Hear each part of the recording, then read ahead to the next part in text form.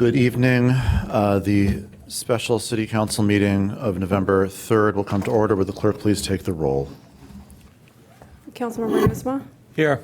Councilmember Burns will not be here tonight. Councilmember Sufferton. Here. Councilmember Davis is not online, correct?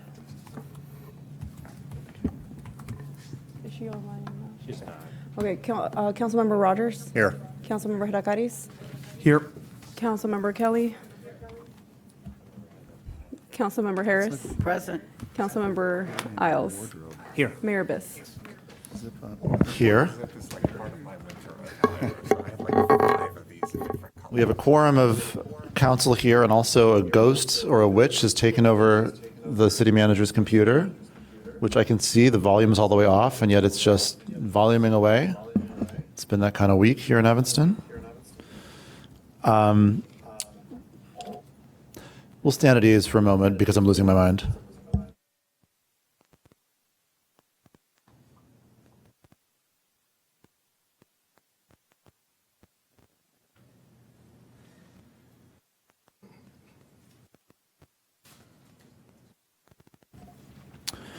The first item on our agenda is approval of virtual council member participation. It's my understanding, Clerk Mendoza, that no council members are seeking to participate virtually this evening.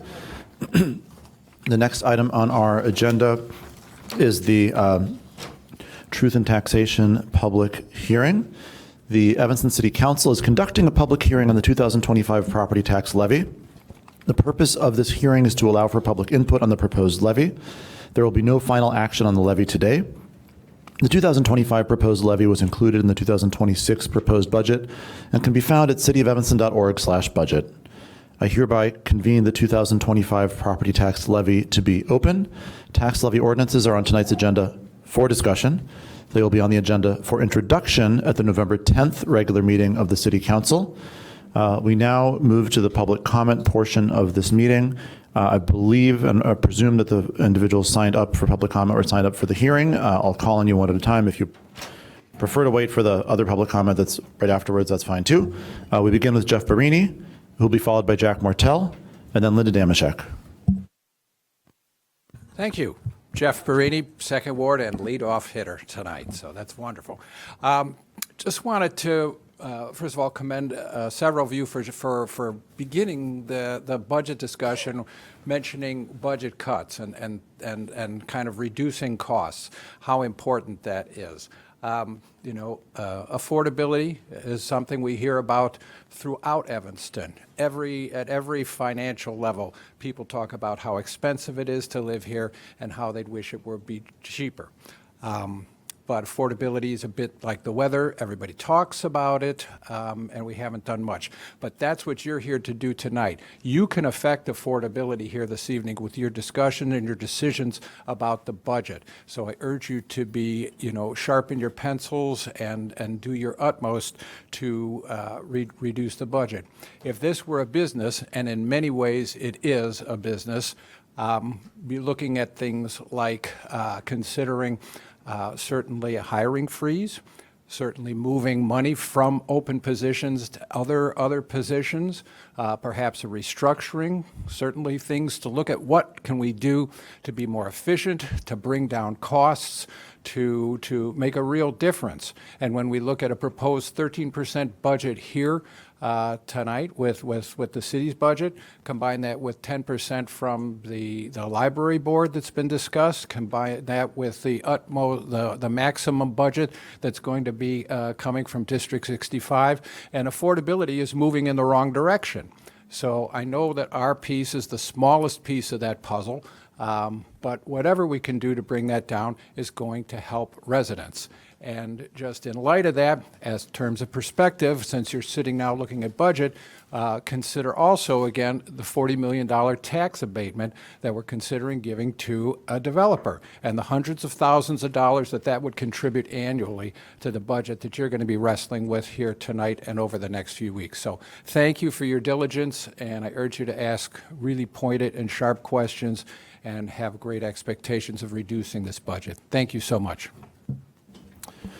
Would the clerk please add Councilmember Davis to the roll? The next speaker is Jack Martell, who will be followed by Linda Damashek.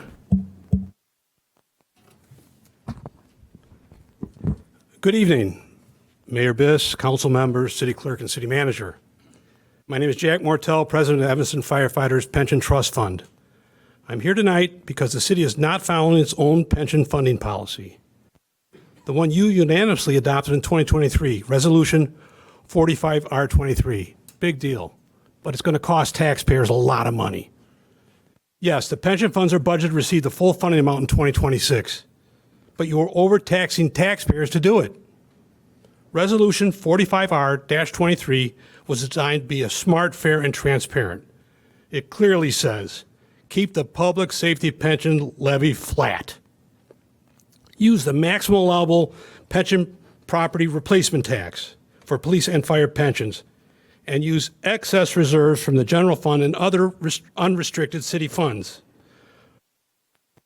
That funding plan will fully fund our pensions without raising property taxes if it is only followed.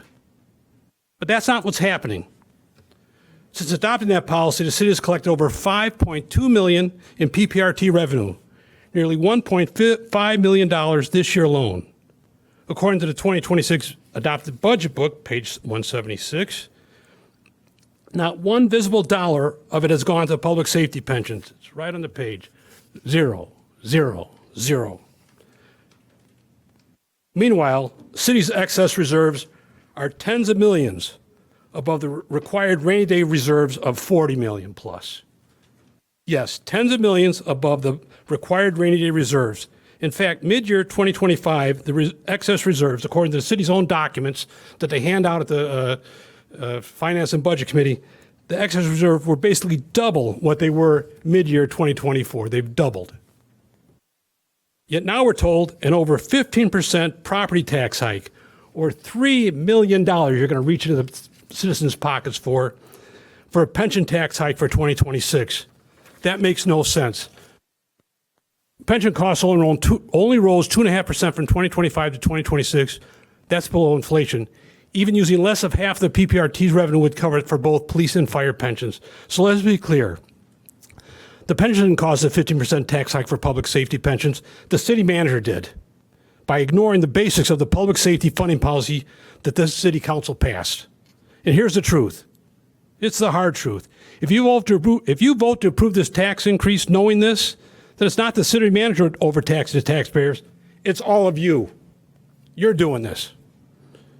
You'll be asking every resident and business to reach into their pocket and pay more in property tax, not because pension costs have gone up, because city leadership refused to follow its own rules. Resolution 45R was passed to exactly stop this kind of overtaxation, keep the public safety pensions levy flat, use the PPRT reserves, use the excess reserves, hold your staff accountable. The numbers are clear, the funds exist, the policy in place, and all that's missing is the will to follow it. Thank you very much. Thank you very much. The next speaker is Linda Damashek.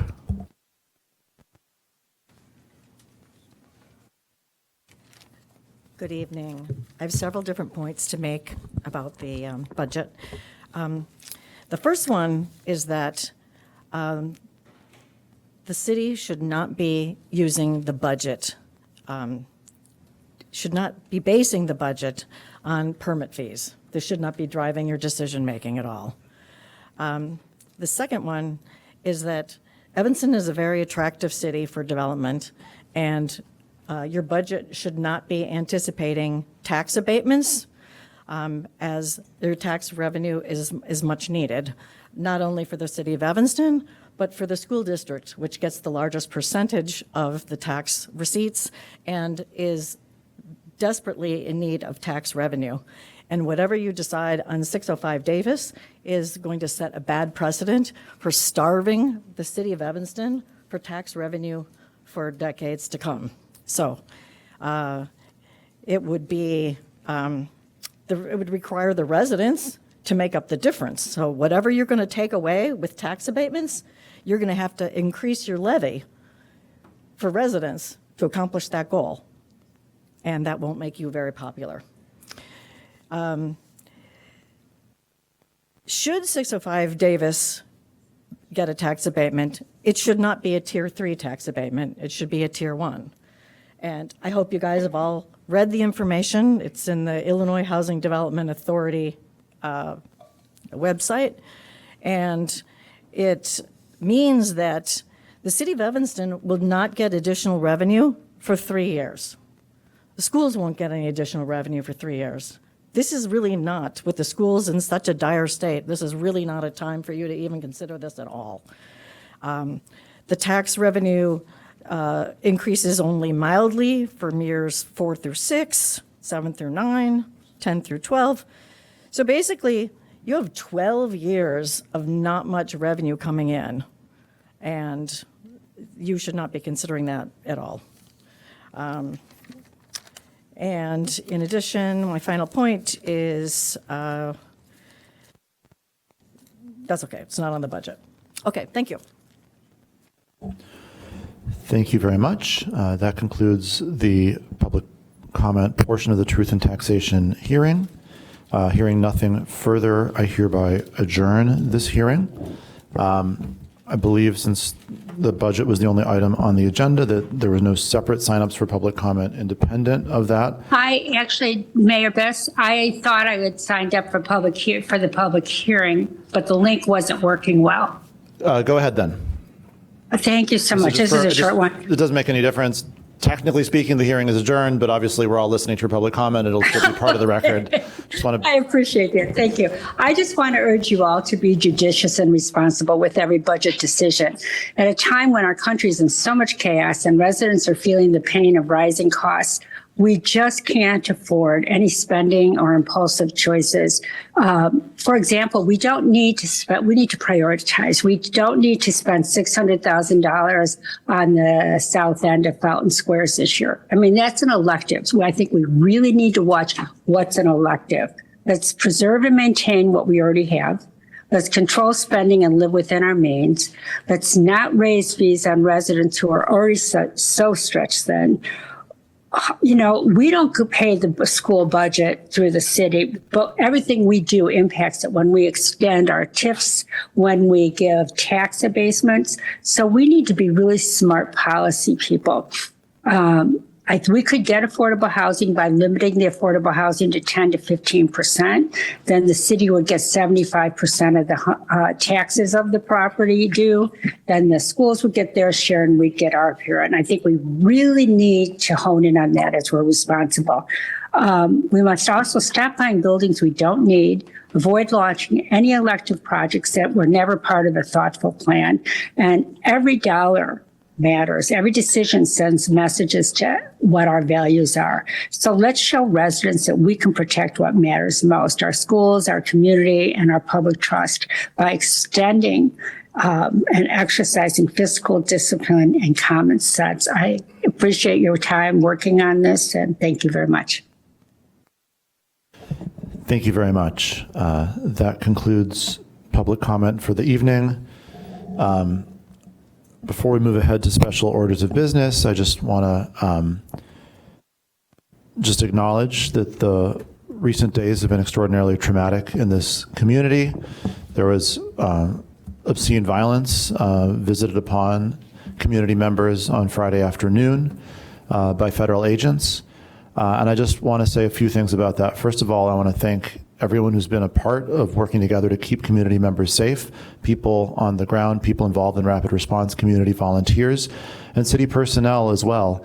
I want to thank the Evanston Police Department who arrived on a dangerous scene and kept our residents safe in circumstances that, frankly, I think it's fair to say you don't really go to police school to learn how to address these situations, and yet you were able to arrive and keep Evanston residents safe and restore order, and I appreciate you very much for that.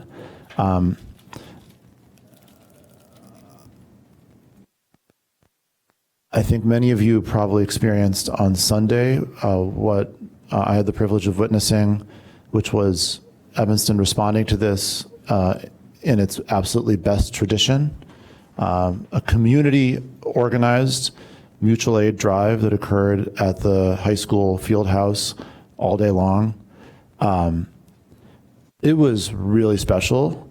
the number of people stepping up, the number of people who on a volunteer basis made it happen and organized it and put it together and made everything run on the day of, the just monumental number of people who are waiting patiently and cheerfully in line for an hour or longer all day to bring what's needed for residents who are potentially losing SNAP benefits, residents who are potentially losing income due to the fact that it may not be safe for them to go to work any longer, residents who are potentially losing income because they're an income earner has been abducted from their home. It was really remarkable, and I just think it was an extraordinary reminder of what this community is all about and what made so many of us choose to live here in the first place. In that spirit, the organizers have been very, very firm with me about not thanking individuals because there are collectives who are all putting in remarkable work, but I think that the community effort, starting with Sanctuary Evanston and the Art Makers Outpost and the faith communities and others across Evanston, was instrumental in making this possible. And I want to give a big shout out to city staff as well, from our public works team, who at the end of the day, when more food had been delivered than anyone knew what to do with, was able to pack it up and move it in many cases to 2100 Ridge and other places to keep it fresh and utilized. And, you know, we decided to, spare no expense and wound up with Chief Stewart and Deputy Chief Secluti doing traffic management outside, so we were in super good hands for that as well. And so I just want to thank everyone from the community and from the city team for coming together in a really beautiful, meaningful, impactful way to demonstrate what this community is all about and to, frankly, establish a blueprint for what may continue to be necessary on an ongoing basis for some time to come. With that, is there a motion relative to SP1 to initiate a discussion which would start with a presentation from staff? Mr. Mayor, I'd move item SP1, presentation and discussion of the fiscal year 2026 proposed budget. Second. Councilmember Rogers moves discussion of the fiscal year 2026 proposed budget. Councilmember Harris seconds. I think we'll start with a staff presentation.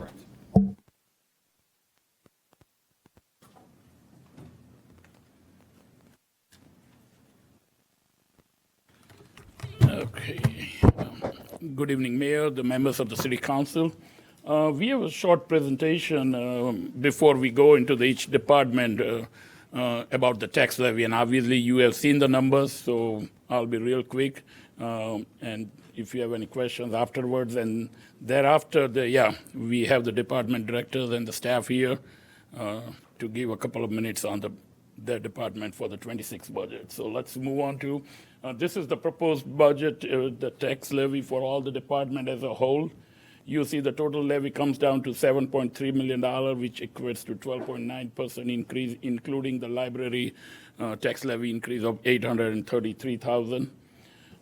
The next slide would just show you if we haven't used the reserves. I mean, even we have artificially kept the debt service levy flat by using the little bit of reserves from that fund.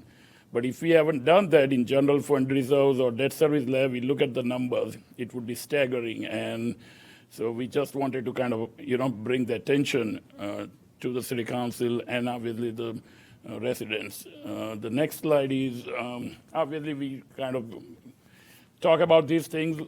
City share, including libraries, under 20%. The most of the money goes to the school districts, and which is like typical with most communities. Proposed budget property tax rate, I think we talked about these things too. Look at the Evanston where we are. So many times the residents feel like that, okay, we are on the kind of a high end, but we look at the numbers, we add the, obviously Park Districts is a part of the city, the library and all that, and we then compare kind of apple to apple comparison, and we see that we are kind of towards the bottom of that, at least not the lowest, but at least towards the bottom end of those in terms of the property tax rate. Next one is, again, the Evanston home values we have taken, around 454,000 average rate, and what would be the tax amount. And again, you would see that just a couple of communities kind of higher than the Evanston. The lower than the Evanston, otherwise most communities are higher than the Evanston. So these are the kind of good numbers, and I think we have presenting this to the ward meetings too.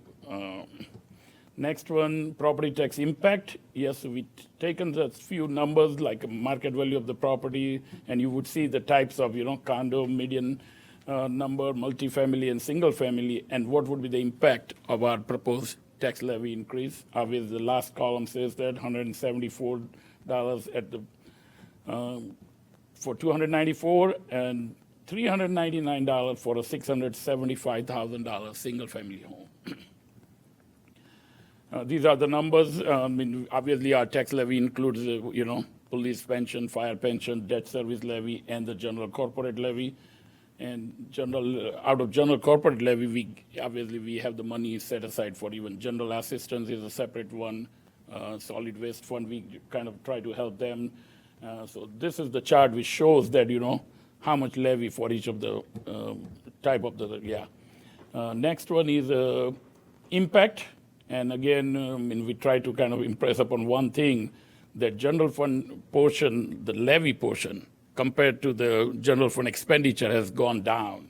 And you would see that, I think, in 2013, it was as much as 20%. Now it's down to the 7.8% in the current year.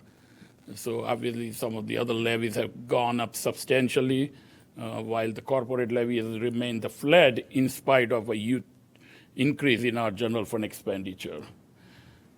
Next one is property. Yeah, this is the special service areas. Besides our other levies, we have the special service areas.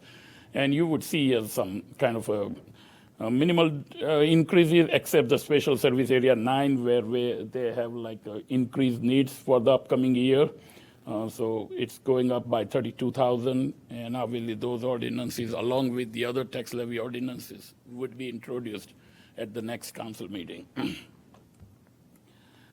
Debt service abatement, this works a little different than our tax levy. We have to file the abatement with the Cook County. They already have our bond schedule, amortization schedule, bond order.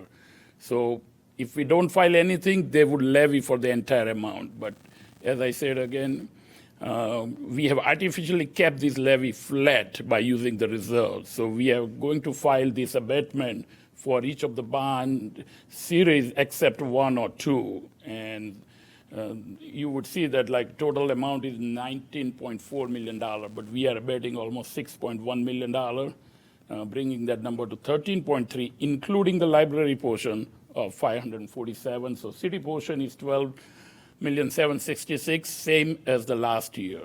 And the last item, which says sources of abatement, which includes the water fund, sewer fund, TIF funds, parking funds. So these funds, kind of pay for their own debt service. It's not a tax levy. And the last one is the calendar, obviously. We started this process, I think earlier this year in the summer. And we are right at Monday, November 3rd, Truth and Taxation hearing, November 10th, where we would introduce the budget ordinance as well as all the tax levy ordinances and debt abatement resolutions. And we anticipate November 24th as the adoption of the budget, including all the ordinances. And that's it, our filing deadline with the Cook County is the last Tuesday in December.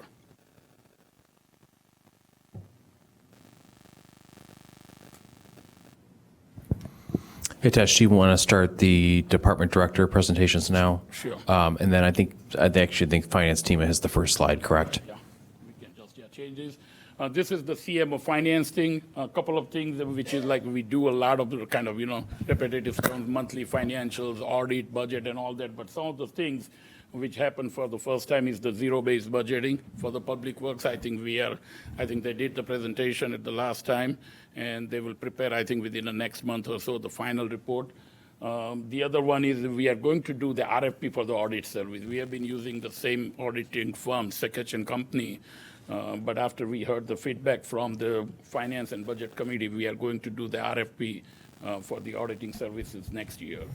And the last one is the popular annual financial report. Sometimes our audit report, which is called Annual Comprehensive Financial Report, almost 200 pages, it's hard to read, and it has we have to put it in accordance with the GAAP and all those accounting guidelines. This is more like meant for the residents, where we talk in simple things. And so many communities do it. It is just 15 page, and it talks about the general information where the residents would like to know about it, or they can understand clearly, So I would have, and we have posted it. We just started last year. We got our award for popular annual financial report. We have submitted for even this audit. So hopefully, that would help the residents. And all the reports, audit reports, the popular annual financial reports, budgets, obviously, they are all on our website. Thank you, Tesh. Now we're going to have department directors and some division managers come up and do a 1 or 2 minute presentation on their budgets. First up is Paul Zamazak. Good evening, members of the City Council. I'm Paul Zamazak. I serve as the Economic Development Manager. This might be one of my shortest presentations, which I think you all appreciate. Evanston Thrives. We still have another year of planning and funding for Evanston Thrives out of the federal ARPA funds. There's approximately $697,000 remaining, primarily the UP and CTA train lighting project, the train bridges, and then gateway projects are primarily the outstanding projects, as well as the plaza surrounding this building. A major change this year is the addition of the Arts and Cultural Engagement Specialist. We have somewhere in the range of $338,000 as a lump sum remaining in or plan for our budget next year. $60,000 of her budget, her name is Joelle Daly, of her art budget will come from that 338. And that's part of her work plan. The Legacy Business Grant, we've reduced a little bit based on some experience we've had this year with it. It's a great program. We don't want it to go away. If anything, in due time, we want to bolster it. But for the immediate term, we're asking to reduce it from $100,000 to $25,000, and then use that additional $75,000 from that fund to implement some of the plans that are underway through our economic development work plan. We're planning to have that wrapped up hopefully on December 3rd at the Economic Development Committee. Thank you. Thank you, Paul. Next up is Kara Pratt to talk about the sustainability budget.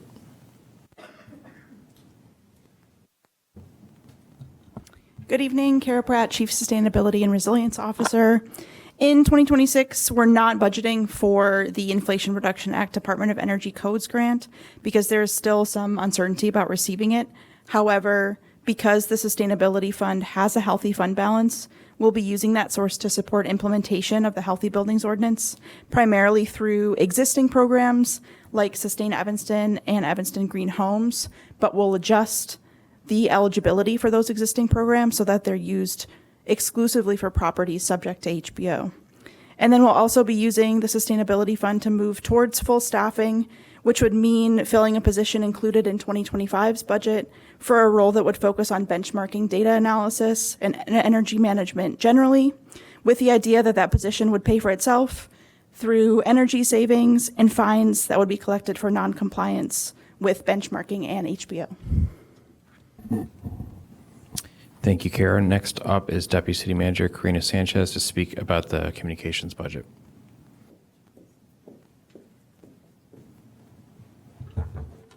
Good evening, members of Council. My name is Karina Sanchez, and I'm the Deputy City Manager. Today, I'll be presenting on communications. After talking about our website and the need to really bring it in compliance with the Americans with Disability Act, I'm very happy to report that next year we are not only going to be implementing it, but also maintaining it. So fiscal year 2026 is budgeting a little bit less than $80,000 to provide for that maintenance cost. I want to let you know, just a quick update, is that we are scheduled to have it finalized and launched by early quarter of next year. And you will see a lot of communications around that, so residents are aware about our new website and all of the things that we did in order to make it compliant with the ADA Act. We are also budgeting for a part-time graphic designer. This request is being made because we do need a specialist that will produce high-quality content for various platforms, including our social media, websites, and digital display monitors. As you are well aware, engagement with residents is very important. A lot of them are using social media, and we want to make sure that we get someone with experience and professional that can properly engage with them. And I just do want to let you know that we are asking this request because since 2023, we had about a 75% increase in requests that we have been getting, not only for media requests, but a number of other items. So this will help support our staff. Thank you. Thank you, Karina. Next up is Executive Director Yolanda Wilburn for the library.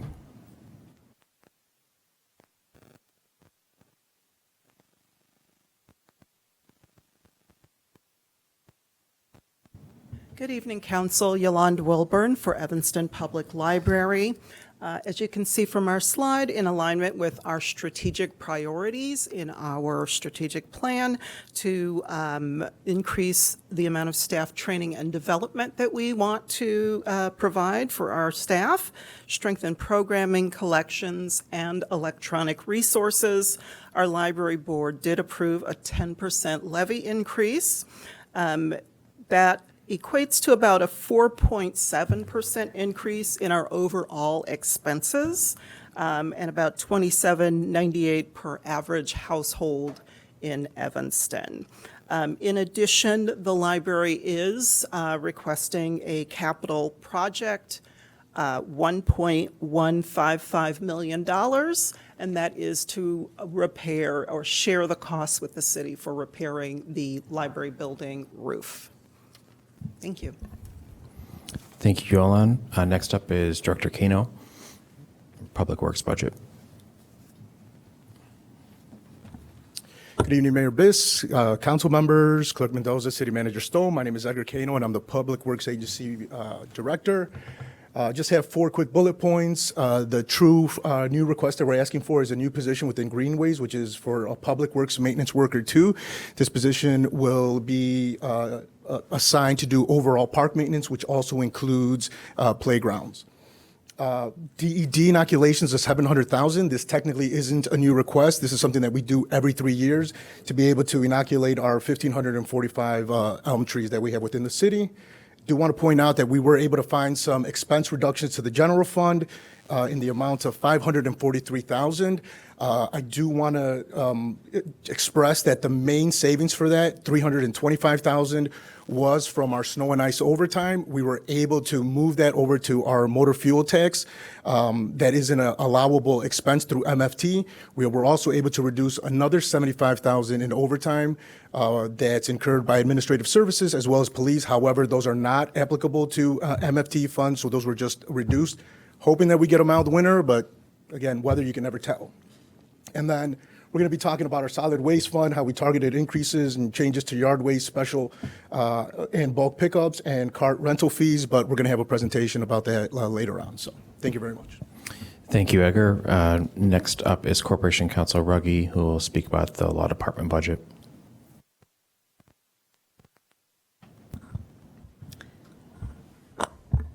Good evening, Mayor Biss, members of City Council, Clerk Mendoza, City Manager Stowe, Alex Ruggie, Corporation Counsel. So when you look at the law department budget, you'll see that we have about a $200,000 reduction in our expense for outside counsel fees. This is because the law department is fully staffed and has a higher capacity for handling cases in-house, so we were able to make that reduction. You are going to see an increase in the law department budget, though, and that increase comes from insurance costs. The insurance is just under the law department. I'm sure you're all aware, but insurance costs are up about 30% nationwide, and so municipalities are not immune to those increases. So not an increase that I was looking to take on, but just something that the market called for. Thank you. Thank you, Alex. And back for a second crack is Deputy City Manager Karina Sanchez to speak about Administrative Services budget.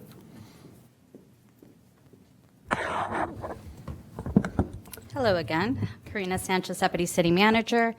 For our administrative services, we took a hard look at our budget and really looked for areas that we can decrease some of our costs and some savings. So as you will see, for our fiscal year 2026, we did reduce the building maintenance account by $65,000. For our parking fund, we are moving 2 full-time employees from the general fund to the parking fund, and this is basically because we feel that the parking fund can sustain and it's the capacity to cover the salaries of those 2 full-time employees. We also are eliminating some engineering services because we were able to bring that in-house. That's a savings of about $175,000. That came about because we did budget for third-party engineering services in 2025. So we included a number of CIP needs in our parking fund, but Public Works staff was able to accommodate the work in-house, and we no longer need that budget in fiscal year 2026. So especially now that the work is mostly completed. So that's a savings of $175,000. For our fleet and vehicle replacement funds, we are decreasing the petroleum products account by $25,000. Part of it, we feel that the savings is due to having more electric vehicles in our fleet, and also crossing our fingers that gas prices stay on the lower end. And we did reduce our automotive equipment fund as well. Just to let you know, we are carrying about $1.3 million for new vehicles, but we do carry over 1.56 for vehicles that were purchased in 2026, ordered in 2025, but will be received in 2026. And if you see a big decrease, it's because in 2025, we did budget for a new fire truck, which was over $2.3 million, and we don't have that expense moving forward. That concludes all for administrative services. Thank you, Karina. Next up is Director Flax to cover the community development budget.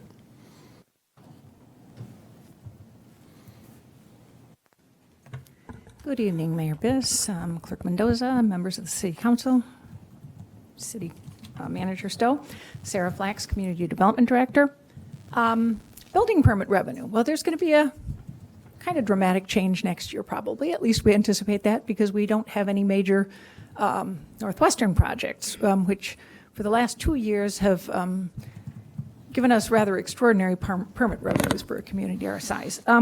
But I do want to recognize that we also this year increased our permit fees. We hadn't increased them since 2018, and our target was to get them up approximately 10%. And so far this year, the regular permits are running about 12% over where they were. So we are recouping our own costs, which is really what we're trying to do with our permit revenue. We also have are increasing the revenue from the rental registrations and the inspections, again, largely offsetting costs, so we're revenue neutral on those things. We do have a lot of buildings in progress right now. In fact, among 12 different projects that have residential units, we've got a total of a little over 1,300 units in those 12 projects. So we are fortunate in that we have significant development going on. One of the things that happens with our residential dwelling units, where we have inclusionary housing units on site, they get deferred permit payments. So it slides our income from year to year, but it's very real, and it's we will be, and I anticipate we will be getting our revenue that's projected. Federal entitlement grants. Well, this is a kind of different and kind of insecure area. We got our 2025 CDBG and home, and they were very much similar to prior years because they were basically, it was a continuing resolution. In 2026, there seems to be pretty strong support for CDBG. Home is more at risk, so we're really not certain what's going to happen there. We have our pro-housing grant, but right now, since there are no HUD staff, it's really hard to move that forward, but we are working on that. And that is a $7 million grant, which is a significant part of what we hope to use to move our housing goals forward. That's my presentation. Thank you, Sarah. Next up is Deputy Chief Jody Wright, who will present the police budget.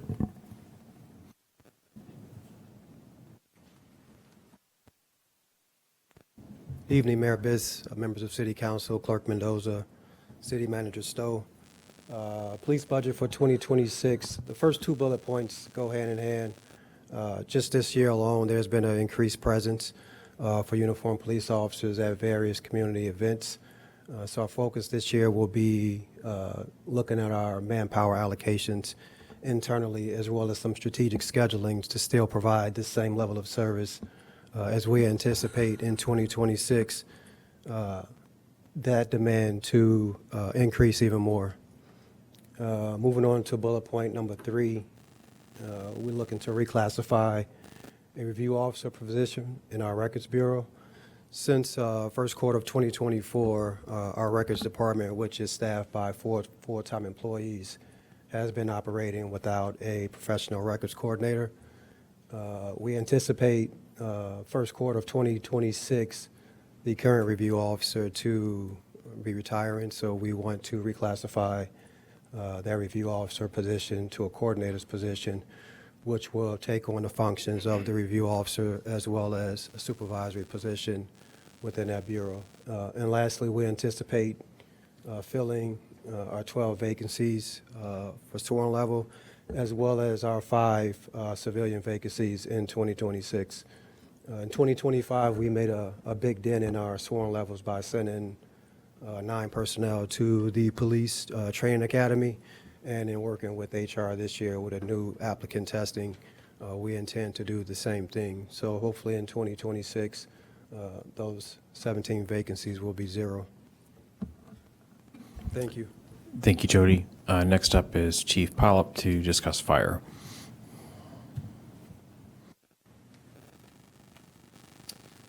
Good evening, Mr. Mayor, Clerk Mendoza, City Council. My name is Paul Polyp, Fire Chief. We look to move into 26 with no added expenditures for 26 and hopefully apply for as many grants as we can. As you can see on the board, a few of the grants we received last year, we are going to attempt to apply for those same grants to help us out, and we hope to increase our ambulance fees to kind of adjust with the GEMT rates, so we're not off base on that. And then a couple extra service charges from the Fire Prevention Bureau on re-inspections to buildings if building owners and managers don't comply with the initial checkoff list that they get, and we have to go back and inspect. We're going to hopefully introduce a fee for that as well. That's all. Thank you, Paul, very much. Next up is Director Ogbo, who will speak about the Health and Human Services Department. He is online. All right. Good day, members of City Council. This is Ike Ogbo, Director, Health and Human Services Department. The Health and Human Services Department has a request of a $50,000 allocation to embark on an innovative year-long rat fertility program. The program will utilize non-toxic and all-natural food and contraceptives to reduce rat populations. And this is to fully implement and move in the direction of being more humane and sustainable in our approach when it pertains to rodent control. This is going to be implemented in areas where we are experiencing high rat issues. This is quite a new innovation that is being implemented, not just in Evanston, if approved, but in other municipalities such as Chicago and Baltimore, Maryland. That's it. Thank you very much, Ike. Next up is Director Thompson to speak about the Parks and Rec budget. Good evening, Honorable Mayor Biss, City Manager Stowe, Clerk Mendoza, members of City Council. I am Audrey Thompson, Director for the Parks and Recreation Department. So first, I'd like to talk a little bit about staffing. Our expenses at Robert Crown through our maintenance fund has decreased. We decreased that amount $57,000. We did not move that anywhere. It was just a reduction in our budget for out of the maintenance, and much of that was in part due to facilities being able to staff up. We don't have to use money outside of the maintenance fund now because we're able to call facilities. So that was a means for us to decrease that amount of the budget by $57,000. Also, we have requested an expansion of the care team from 2 teams to 3 teams. That will increase hours from on Monday through Friday, 8 to 8, so 8 a.m. to 8 p.m. And then the weekend hours right now will remain the same. This also allows us to have 2 teams on duty Monday through Friday. And right now, we're only able to have 2 teams on duty 1 day a week. So that will be a huge difference if that is approved. In addition, with the success of Cafe au Lake, making nearly $80,000 in revenue in less than 8 months, we looked to increase the staffing. We were able to move money around from vacant positions, so we didn't have to ask for an additional full-time position. But this will allow us to increase concessions at Prieto as well as Robert Crown. So really, really happy about Cafe au Lake. I will say that amount was also not inclusive of any alcohol sales. So next year, we plan to increase that astronomically. So that 80,000 will be increased. So hopefully people will join us for a glass of wine or beer.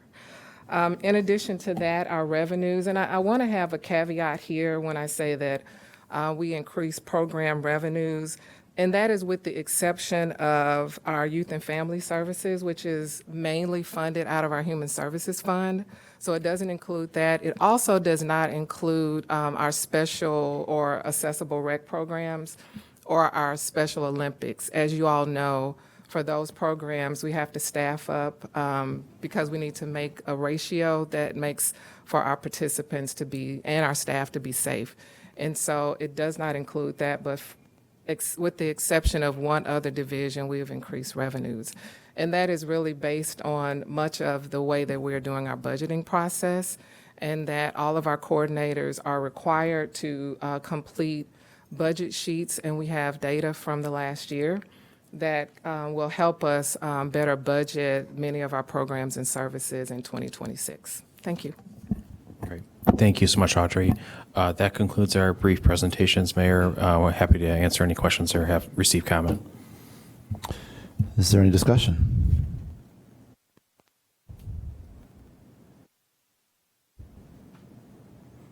Councilmember Kelly is about to click on her light. Councilmember Kelly. Thank you, and thank you all for the presentations. I'm glad to see greenways and the care team increase. That's great. I'm just wondering if were there any positions that were either vacant? Did we cut any positions? I'm just wondering. Did I miss? There are, budget team can speak to this further. There are several positions that are vacant that we are not funding for 2026 in an effort to save money. And a year from now, we can reevaluate whether those positions are needed or if they should be eliminated altogether. Okay, so we aren't budgeting, so we've removed some of the positions Correct. from budget. Okay, great. And then I had a question regarding the new fund for Parks and Rec. So will we also have a reserve fund for that new fund for the Parks and Rec, a 16.6? Good evening. Councilmember Kelly, right now we haven't decided, and that's because of the 2 reasons. I mean, there are 3 aspects of Parks and Recreation Fund. One is operational, which we are starting with. The second piece is, I think, the maintenance, which I think came up at the council or the finance and budget. And the third piece is the capital. So obviously, yeah, this is just a start. We want to kind of start including, and then it makes sense to have a reserve policy, because right now, all the parks infrastructure is still going to be in CIP, while the maintenance, some of them is like a public works and the general fund would do that. So it makes more sense after we have all 3 aspects, operating, maintenance, and capital, to kind of implement. And obviously we'll come to the most likely finance and budget committee in line with general fund to have a 2 months of reserve policy. Okay, so that would be for 27, the reserve? Okay, I have more questions, but I'll stop for a moment in case. There's nobody else's light is on. Okay, I'll try and make it fast. I guess we want to go home. Let's see. So I also had a question. Well, not a question. I just want to say I also do support President Mortel's statement. I do want to see our policy implemented. You know, of our public safety full funding policy is such an important policy, such a historical policy that has been so costly to residents over the years because of the underfunding or because of, exaggerated assumptions or whatever it was, but we ended up, this is so costly to residents. So having that baked into our budget annually is so important that it's not set, that we're not sort of debating or that's not being used as the cause to raise taxes. And that's why we're really careful when we work so hard on the funding policy. And for years we did this. We did every year. We kept the levy to the same exact amount, and that's what we said. It was $9.6 million, and for years from 23, 24, 25, and now all of a sudden we're raising it up. When our funding policy said to keep it at that same rate, apply all the PPRT, and then take from the excess reserves if there's still, if we still need to make that gap from 90 to 100. And that is just so incredibly important that we stick to that for our residents, also for our first responders to let them know that we're standing fully behind them and that we're not leaving that out there possibly to debate and suggest, in a sense, undermining the branding of the fully funding by leaving that as something that would be the cause to raise taxes. So I absolutely feel very strongly that we need to stick to our policy and do exactly what we said in our policy that we do. So again, it protects residents. It's eating up still most of our property tax bill because of the way it was handled in past years. So this ensures that it's, again, more baked into our budget every year. So I can't support this budget unless we do follow our policy. Am I still the only one? Correct. Okay.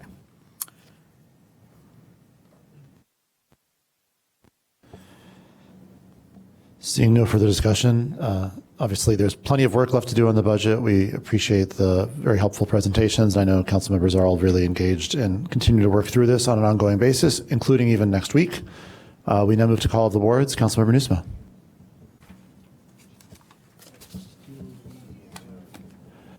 Oh, we want to do separate. I was heard I'm on Team Claire here. I was expecting a lot of commentary on the whole budget during that.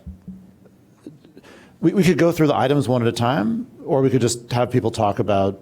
I think sort of segregating the discussion agenda item by agenda item is a little artificial and confusing. So I would just say, open season on commentary and questions about items on the agenda. Period. Are there further staff presentations? For the capital? And trash, the garbage. I didn't see a presentation for trash. You didn't see what? What was the quote? Yeah, but this was SP1. There's All right. SP2 through SP3, and then. Well, there's a bunch of other, then there's the levies and the abatements as well. All right, so let's go ahead. I'll let Clayton come up. All right, go ahead. To your point, Mayor, we can do it either way. SP2 is related to the yard waste fees, and we do have a few slides prepared for that if there's interest in going through those. Otherwise, SP3 was for CIP. We've already given that presentation, and we were just fielding questions on that topic. So. I think on the yard waste, I would say let's present the slides, and then at that point I'll open it up for discussion on the entire agenda for SP1 through the end. Okay. And those are our final slides for the night.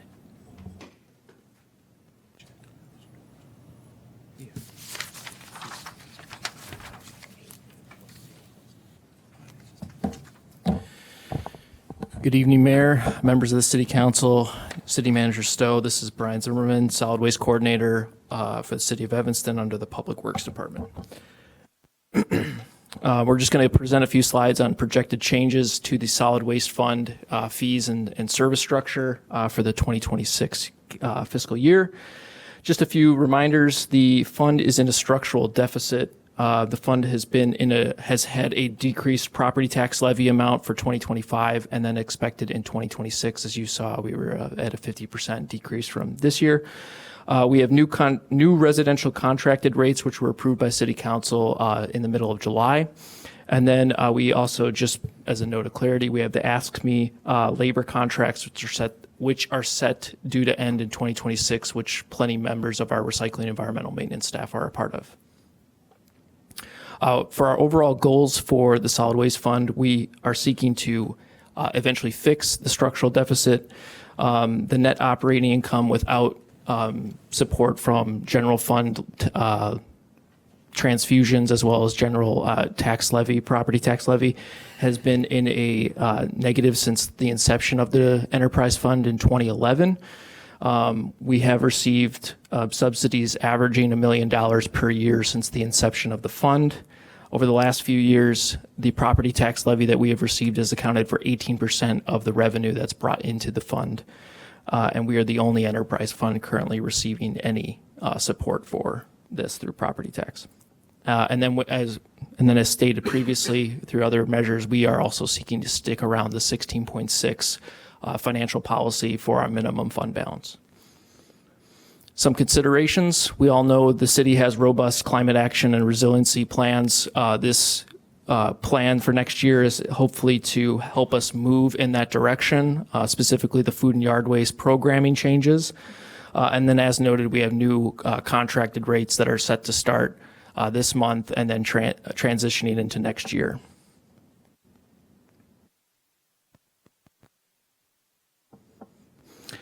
Getting into some of those changes, I stated that we are changing up the food and yard waste service.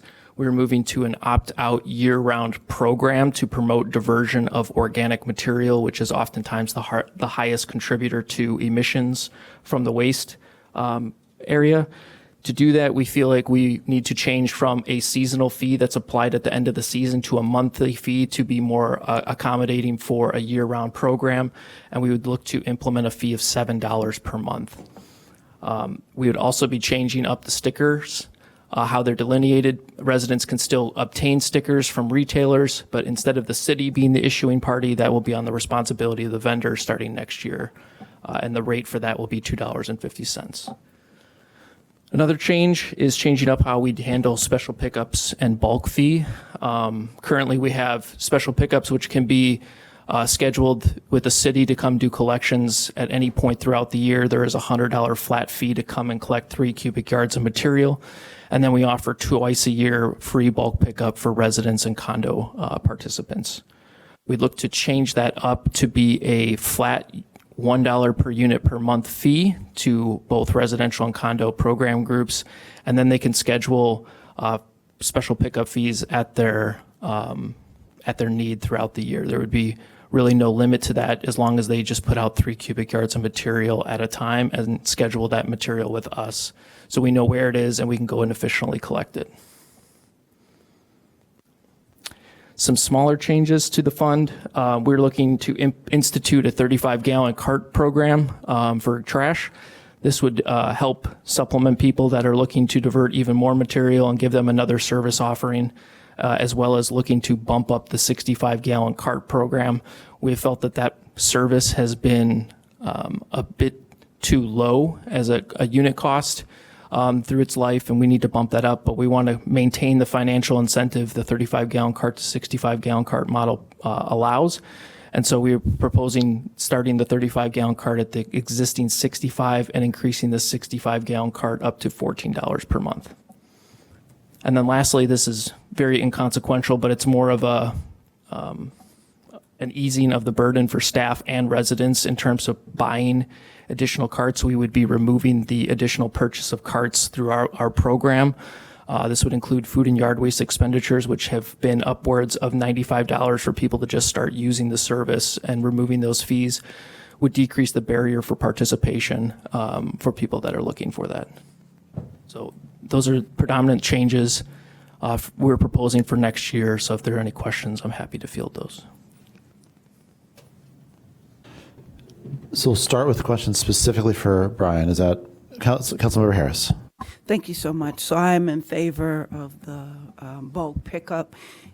Is there a limit per year to that for residents? Just the No, 3 we would, cubic? as long as they're following our rules and scheduling it with us through 311 system, we don't perceive a limit. We'll obviously gauge that by use. If we get a huge amount of things, we might have to reconsider that moving forward. But given our current staffing, we're out there 3 days a week doing special pickups, and we feel pretty confident that we can accommodate that volume and be more efficient with that scheduling process. So no, we would not. Okay, thank you. Councilmember Rogers, followed by Herreres. Thank you. I'll once again raise my issue I've raised multiple times, which is condominiums.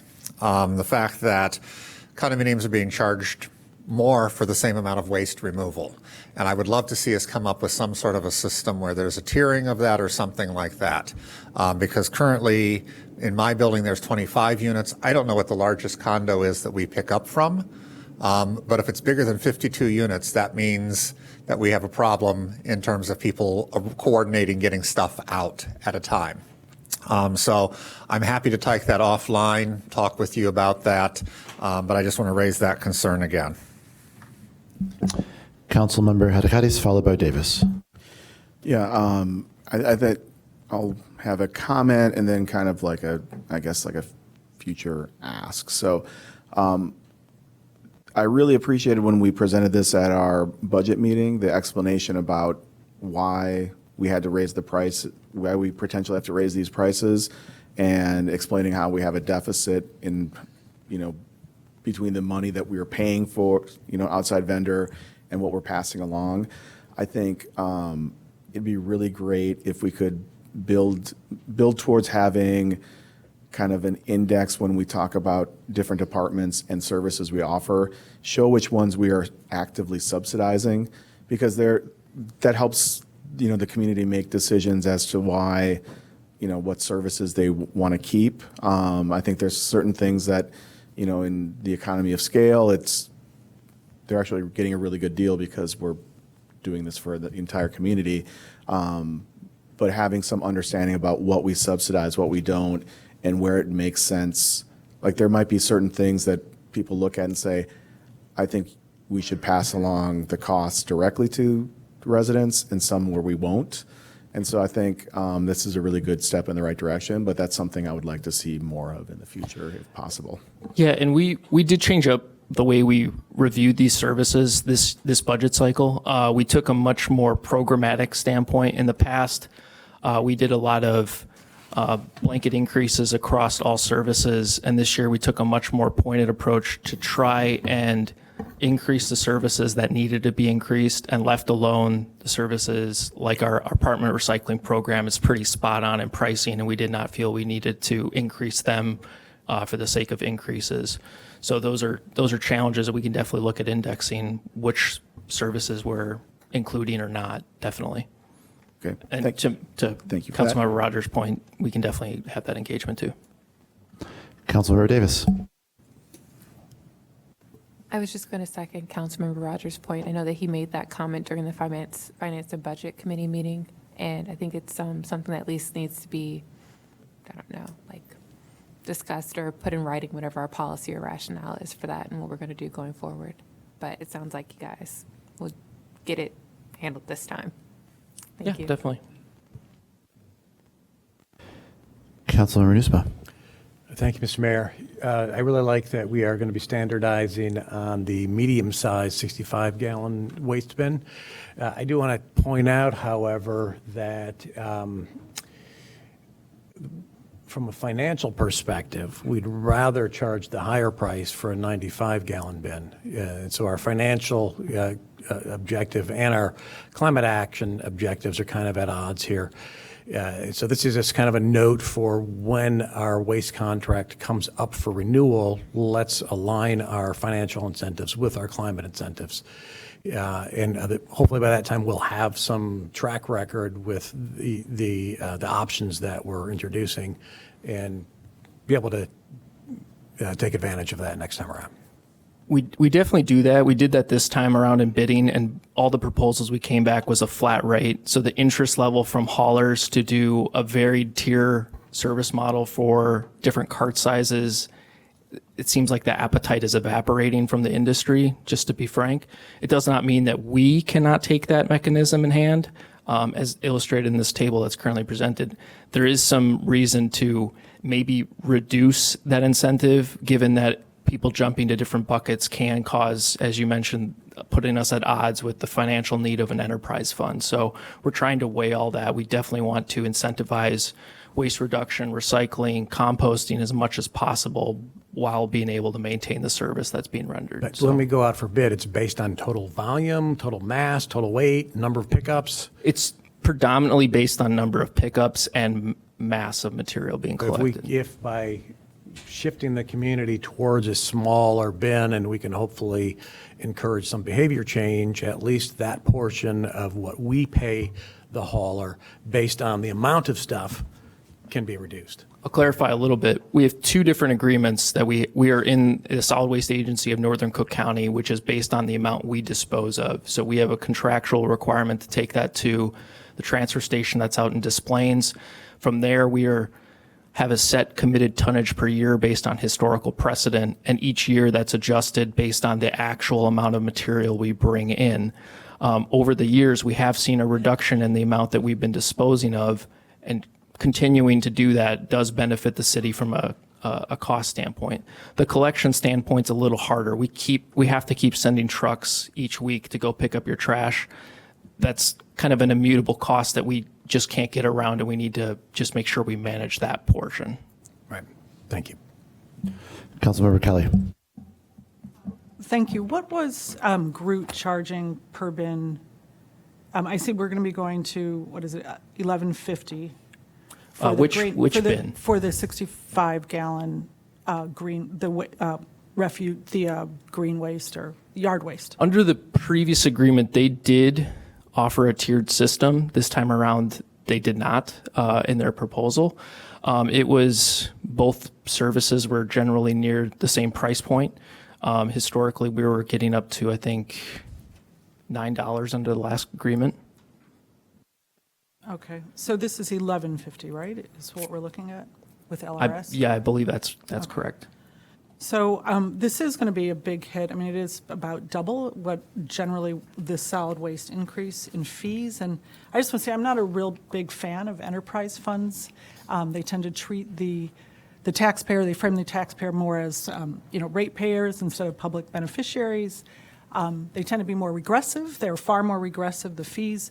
I know in 22, as you state in here, there was a transfer of $1 million in when we didn't necessarily bolstering the fund beyond what we needed. But I think there's far more scrutiny and carefulness when it's in the general fund. So anyway, so I am concerned about this. I'm not, like I say, a big fan of enterprise funds. Fees are far more regressive than property taxes when you need to fund. So the fact that we're shifting this more out towards fees is going to, we're going to see that our lower income households are going to pay now a larger percent than they did when more of it was in our general fund. So just comment. Thank you. Thank you very much. That concludes the discussion on this issue. And so now I would say I'd just like to open it up for broader discussion on the whole agenda, the spending plans described by the various department heads, as well as the tax issues and the abatements and everything else. Councilmember Isles.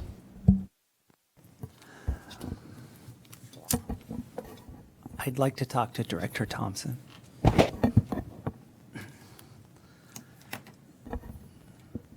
So Laura Biggs isn't here, and I know that, oh, she is. Oh, I'm sorry. I didn't see you. I was looking over there where the rest of the staff You would was. like to talk to This Laura? might be both of you, but I'll tell you what I want, and then we can decide who it is I'm supposed to talk to. So on page 45 of our packet, it talks about challenges to the capital improvement plan under parks and infrastructure funding. So non-legacy parks are failing faster than the current budget levels for investment and modernization can address. While the proposed budget shows a modest escalation for these line items over 10 years to manage the required debt issuance, this is likely to be inadequate. If the goal is to maintain all existing parks, amenities, and good repair, then there is a misalignment with the available funding. I want to talk about, can we fix all of our parks? We have so many needs. How far off are we in this misalignment? How drastic is the difference between what we can do and what our needs are? And how do we bring those two things together? I'm sure Laura has an answer for that, but I will say that, so Laura has been speaking to City Council prior to some of you all being here for many years that we were going to come to this. We have been getting to this for a long time. We are calling parks legacy, which I'm not sure why. But we're saying those are parks that have not had any type of renovation for 26, 27, 28 years. If we don't increase the amount to the capital improvement projects for playgrounds and parks, then we will continue in the same fashion. And so I am concerned. We are, as you all know, I work with the Parks and Rec Board. We do think that this is woefully under budgeted if we are going to bring our parks up to standards. I am frankly embarrassed many times when our community members are looking at other parks and other districts and saying how those parks and playgrounds have been up to date or updated, and we are woefully behind. So this is what I was getting at last time we talked about this, essentially, is that we're in a community with more playgrounds than a typical community our size and less green space.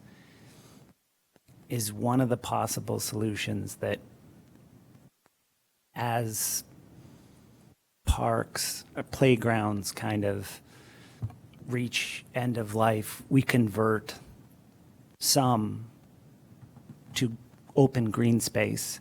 If we apply an equity lens and we use census data, are there some playgrounds that are drastically underutilized in our community that may better serve us as just open green space instead of us lurching from emergency to emergency trying to upkeep all the parks and keep them all in the air? Like in a perfect world, we keep up to date on everything, but we don't live in a perfect world and we don't have an unlimited budget. So I'm just trying to figure out how to have a conversation about what are some of the options that we have. So the short answer is yes, and I'll give you an example. Hobart Park, which is right down the street from the Civic Center. We took a playground out of commission a couple of years ago, and my recommendation to the Parks and Rec Board is that we not put another playground in that park. A few months ago, we went on a tour with our Parks and Rec Board.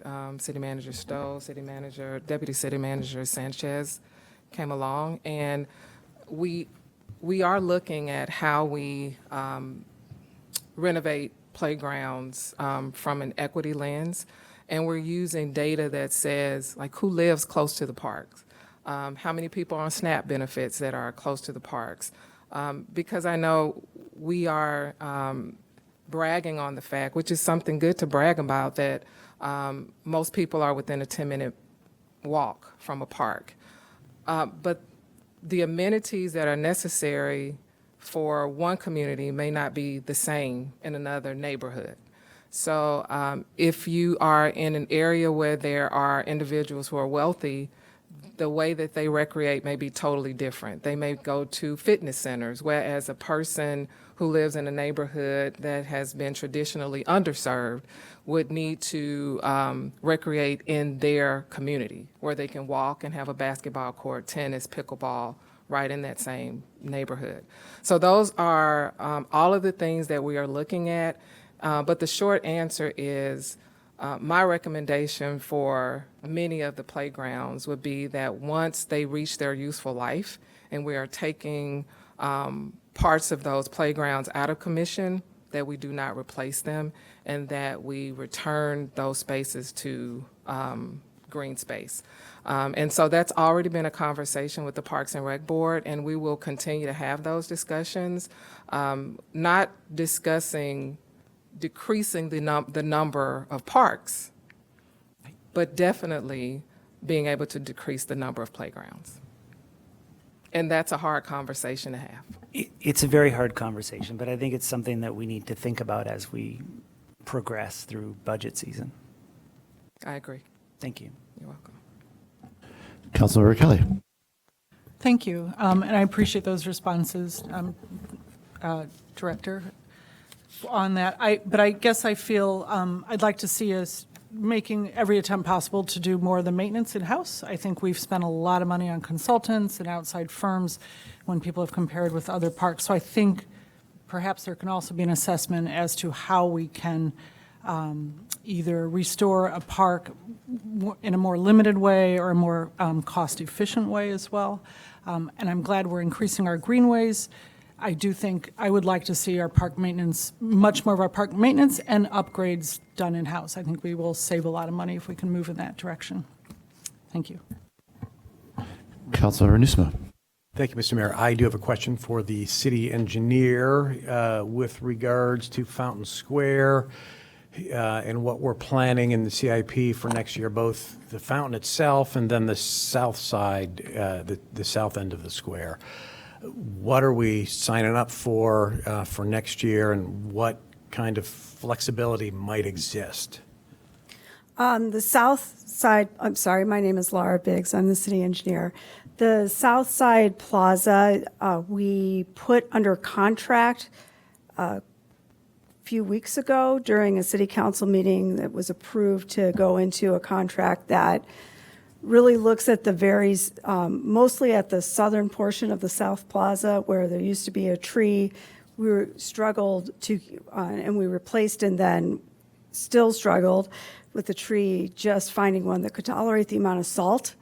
And so that tree is being removed. The southern half of the plaza is getting a treatment that extends the granite. There's some upgraded electronics, and we're replacing the festival lights in the South Plaza. There's been some struggle with that particular set of festival lights. That project is anticipated to start construction in early spring and be done by early summer. We have on the North Plaza, we have a request for proposal that is currently out and being advertised for a design build to replace the fountain on the north side. That is actually expected to, we have receiving proposals tomorrow, so we'll find out what our options are there. That is budgeted at $2.5 million in next year's budget, with $900,000 coming from the settlement. We're rolling over $1.1 million in 2025 bonds, and then rebudgeting $600,000 in 2026 bonds. So that project is, again, we would expect hopefully to get that under contract by the end of the year or early next year. So construction would not be until 27? Depends. We have provided as part of the request for proposal, a significant number of studies, and also there was a set of design plans that was produced at one point in order to get costing about what it would take to replace the fountain. So all that is being provided to the contractor, and so we'll see what the proposals are. We do anticipate that it is likely to start work in the fall if it starts in 2026. All right. Thank you. Councilmember Sufferton. Yeah, Laura and Audrey also, I just want to reconcile the two statements that were just made and give you an opportunity to respond. $2.5 million to redo a fountain downtown, but replacement of basic playground equipment, slides, swings, benches, we're considering phasing that out long term because that's too expensive. But we're going to go back underground and spend $2.5 million on a fountain downtown. Is that accurately portraying what was said? Is there anything that either of you would like to say to clarify, or I just want to make sure I heard what I just heard? You did hear what you just heard. That is true.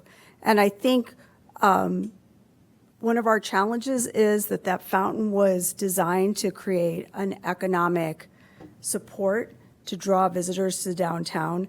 One of the things that has been identified as we go through the park study and strategic plan is that there is a high demand that is not currently being met for water play features. And so we're looking at how to get those in. This was discussed with the previous council, I was there. I remember. as you know. Yeah. This was the choice or the pathway to move that was considered at that time. One of the challenges, I'll just speak on the flip side, and Audrey is certainly welcome to give her opinions also, is that particularly with playgrounds, one of the things we're finding is of the 45 playgrounds we have, they're not really all evenly geographically dispersed across Evanston. And so the goal is not to go in and say, we're cutting 15 of those 45 playgrounds and we're done with them. The goal is to look like, hey, where Hobart Park is, there are 3 other playgrounds within a 3-block radius. That is probably not our best use of fixing a playground. So to really try to go in strategically and look at where the playgrounds are located and where the needs are located, so that as we remove playgrounds, they're not something that the community is going to have a huge impact from. It's supposed to be done more surgically. But I do understand what your statement is. I mean, I think it's a reasonable expectation for residents, and I know we use the distance to the time to walk to a park, but I mean that someone would be able to walk to a swing set, slide, bench, all the things that little park users would expect. And well, I think the concept of taking underutilized playgrounds and turning them into green space is pretty great, or worthy of exploration. Like, where is the line between a vacant lot and green space? I mean, you know, that's where it's a concern. It just seems, and I don't know what other options have been considered for Fountain Square that wouldn't cost $2.5 million, that would still provide a water feature and some of the intended economic impact. But it just seems like it's really hard to explain to residents that that much money is being considered being spent to redo something downtown. And at the same time, we're talking about the cost and difficulty of providing what I think most people would consider pretty bread and butter municipal parks in the neighborhoods. And so how do you, I mean, it's a job for us up here, but it's very difficult to balance that. And I don't know how important the water feature is. I don't know that, I mean, I think people liked the fountain when it was working, but I don't know that they would necessarily say that it's worth $2.5 million to try and replicate. I mean, there may be other options to look at that. I don't know what the correct answer is, but it's very difficult to balance the desire to spend $2.5 million on one thing downtown and talk about the impending need to take playground equipment out of playgrounds all throughout the city. And I don't know, Audrey, if that's like something that the Parks and Rec Board has discussed, intends to discuss. You know, I don't know what the right distance from a swing set is for any particular home in Evanston to be, but it seems like if we're gonna not have every playground be a playground, there needs to be access to ones that are playgrounds in some measurable way. I know that we talked about an equity lens, but just sort of a straight up geographic lens as well. So I believe it was last week, Councilmember Alves asked a question about the fountain. I agree with Councilmember Alves. But I do know that members of the council have agreed to have a fountain square. I think there are other names that we can call the square that don't cost $2.5 million. So I do agree with that. I think other questions that we should ask is why it costs so much for us to replace playgrounds. Yeah, and I think that's an absolutely fair question. And I don't know, like in terms of, is there something about the way that we sequence these? I mean, we've talked about this where we allow a particular park to get to the point of really needing severe work. I mean, are there common design elements? I feel like it's not, and I'm open to being corrected, it's not an unreasonable expectation if you're a resident to have 3 regular kid swings and 2 baby swings, a gravity-assisted slide, a bench, and a garbage can that's emptied pretty regularly. So That seems like a pretty solidly suburban expectation. So I'm not suggesting that in areas where playgrounds will be heavily used, that we remove those playgrounds. I am saying when we look at replacing playgrounds through an equity lens, and we're also looking at which playgrounds are used and which ones are not as used. For example, on the tour, we went to Southwest Park. Southwest Park, most people on the tour never knew that park exists. It exists off of an alley, and it's surrounded by a square of houses, and most people won't even know that that park exists, where there are other parks, including Ridgeville Parks, that are very close to Southwest Park. So I am suggesting that we also look at, in addition to how many playgrounds are very close to those playgrounds that are not being as used, I am also suggesting that we look at how playgrounds, or how much we are paying to replace playgrounds in comparison to our neighboring cities. And part of that is because of the requirements that we have. And so I know at some point the Parks and Rec Board is going to make a recommendation to this council that we look at how we are replacing equipment differently, and that some of those requirements that we are using for construction projects are not used for playground replacement. I think if we looked at those requirements, we could reduce the amount that we are paying for playground replacement cost. So. Yeah, thank you. Councilmember Rogers. Thank you. Glad you haven't left yet. Question, on the care team, we're adding an extra team, but we're keeping the same hours? No, we're not keeping the same hours. So we'll increase those hours, 3 hours, Monday through Friday, 8 to 8. So right now we're 11 to 8. So we'll get some of those earlier morning hours when we're missing a lot of those calls when businesses are opening. And so we've looked at the times that the calls are coming in now. So the weekend will remain the same from 11 to 8. We would not be able to expand more than that with just one additional team. In addition to that, we'll also have 2 teams 5 days a week, whereas now we only have 2 teams 1 day a week, which is Tuesday. Okay. The reason I ask is because I would love to see some hours extend towards the evening end, because that's when I'm getting phone calls about people who are kind of settling in for the evening, or who are out for the evening, or whatever the case may be.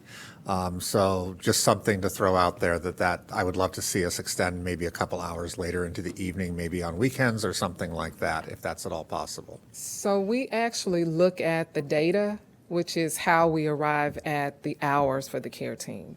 So initially, the hours were later than 8 p.m., but we were not receiving the wealth of calls during that time. So the calls I get, I need to just tell them to call you. Yes, well, I probably get those emails and calls as well. But I will say that we will continue to look quarterly, and just because we are proposing 8 to 8, to start the next year if approved, doesn't mean we have to stay there. All right. We are able to change based on what the data tells us. All right. That's all I have for you. Thank you. Thank you for updating the website.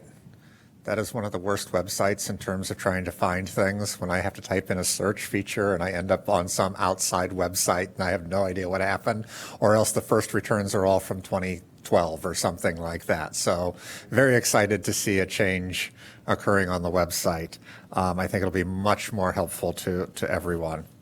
And finally, in terms of permits, I would love to see us not rely so much on permits for our revenue, because they are a very flexible thing that depends and can swing millions and millions of dollars depending upon what large organizations are doing, like Northwestern, or large developments coming in, or large developments not coming in. So I'd love to see us try to figure out a way to not be so reliant on those as part of our budget, and make them more of a covering our costs, making sure that we are paying for what the services are that we need to do, the inspections, the actual work of doing a zoning analysis or doing a check on something, a building inspection or something like that sort of thing. But not have us be so reliant upon those fees.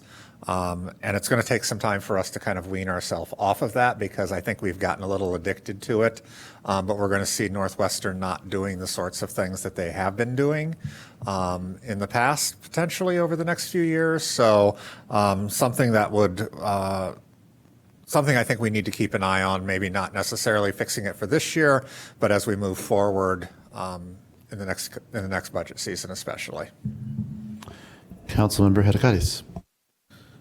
This is a question for our financial staff. I don't know who can I don't think this is a 100% answerable question. So I know St. Francis was sold to Presence Health, and they're for profit. And so they will be paying property taxes. So in the, super complicated assessment process, and they will be paying something, and that should help residents because they should be taking some of the tax burden. At some point, when are we going to find out what that assessed value and how that affects the whole picture? We can definitely work with the county, look at the PIN numbers associated with that, and obviously the records are there under the Cook County Assessor's Office. So if there is a change, we will be able to find out, Yeah, because it's almost like one city block coming back on the tax rolls, so it has to be. It's going to make some impact. I have no idea. I mean, it's that there whole, are two ways yeah. we can do the address search and the PIN number. So we can start with the address, see what's there, and if we can find the PIN number associated with those, there could be more than one PIN associated with the hospital building. So yeah, we could find out, and then check on the assessor's website what is the status of those things. Okay. And their parking lot across the street too. Don't forget that. Right. So I forgot about that one, but yeah.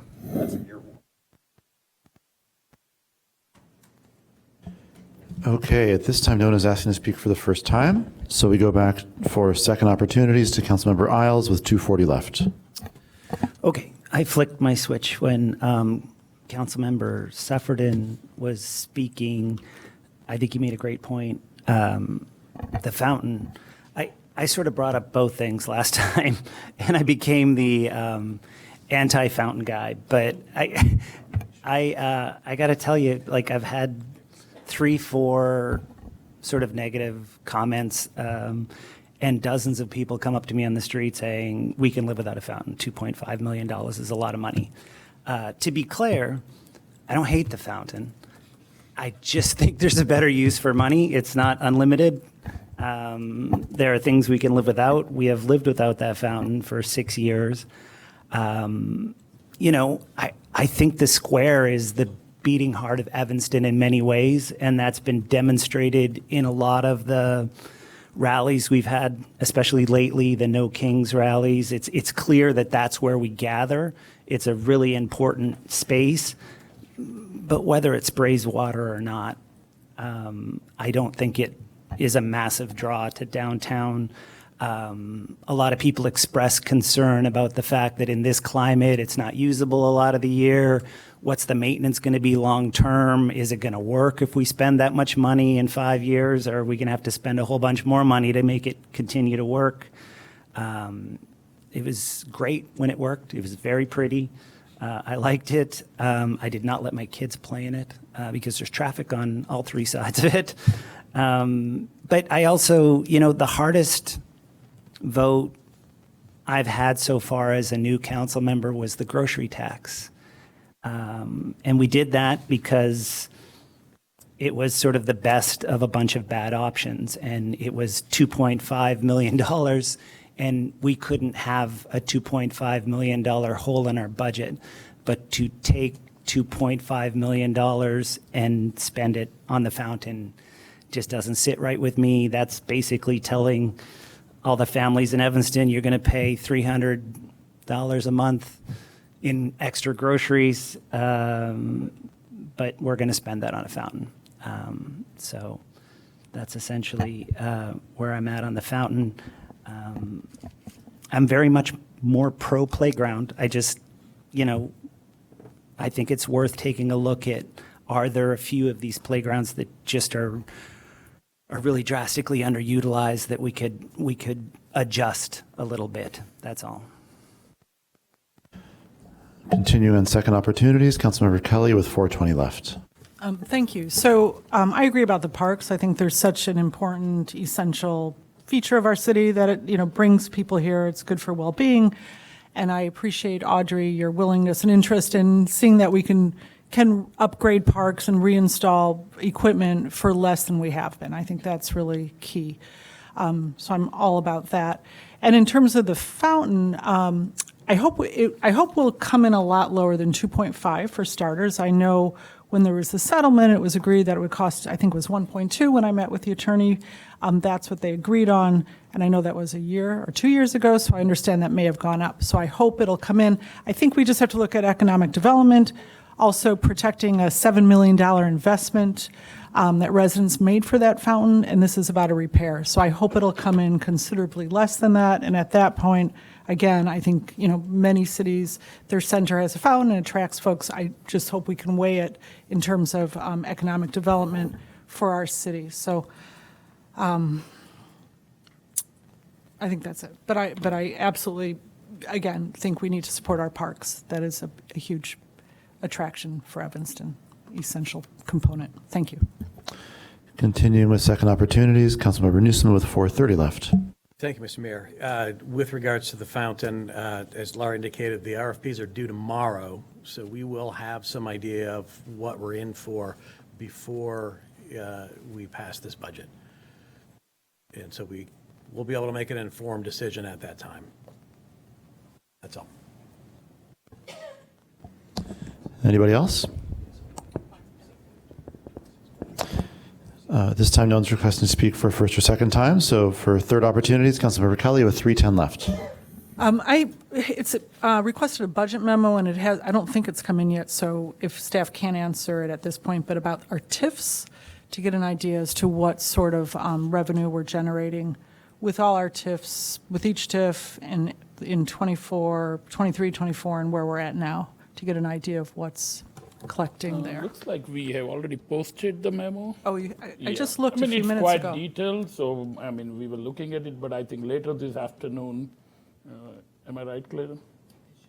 I looked in the budget, okay. It could be later afternoon, I think we posted.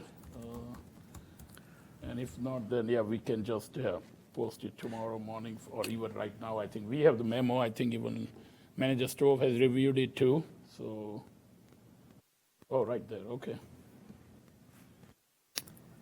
So could you go over a little bit where we're at in terms of each, so that we have an idea of what the balances are in each of the different? Absolutely. All the cash balance, fund balance, the frozen values, the incremental values, what is the annual incremental for each TIF for the last few years. So a lot of information. If you have any question, you can review the memo and then, let us know. Okay, thank you. I just want to say I think it is worth really looking at our TIFs and assessing them, assessing each one to determine whether each one we want to carry on with our TIFs or not. This is obviously funds that could otherwise offset budgets and help our schools. Thank you.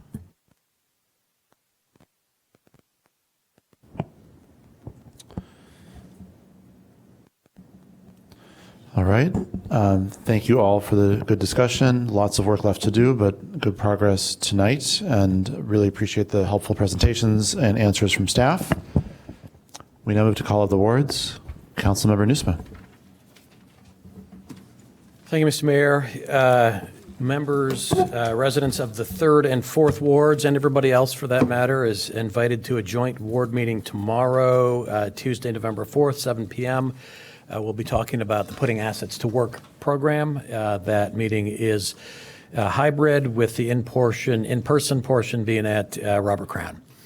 And then on Thursday, we are convening virtually, along with wards 1 and 7, to have a budget meeting. That one is at 6 o'clock. Councilmember Sefferden.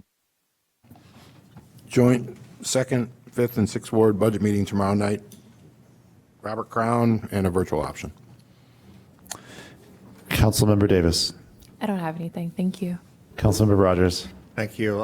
Next week, Wednesday, November 12th, 6:30 p.m.